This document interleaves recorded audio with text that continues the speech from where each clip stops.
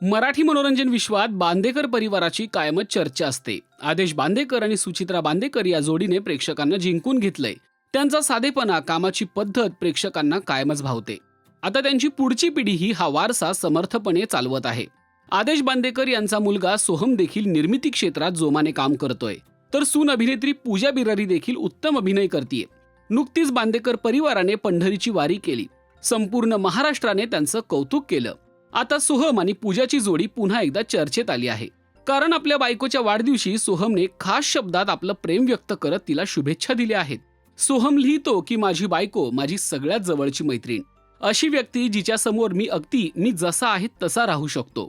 आज तुझा वाढदिवस आहे, पण गेल्या काही वर्षात तू मला खूप प्रेम, आदर आणि अर्थातच थोडी शिस्तही भेट म्हणून दिली आहेस.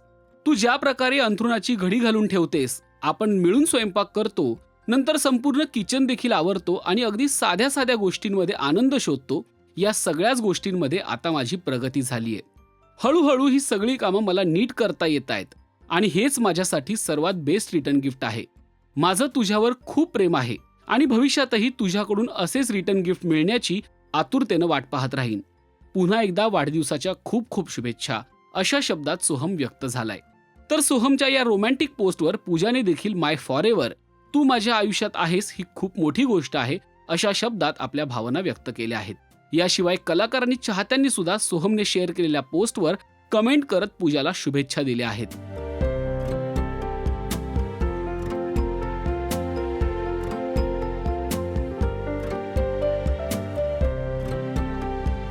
पूजा आणि सोहम बांदेकर 2 डिसेंबर 2025 रोजी लग्नबंधनात अडकले.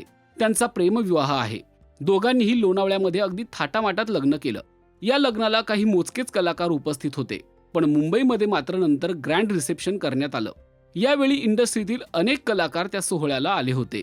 सोहम आणि पूजा देखील आपल्या साधेपणाने कायमच सगळ्यांना जिंकून घेत आले आहेत.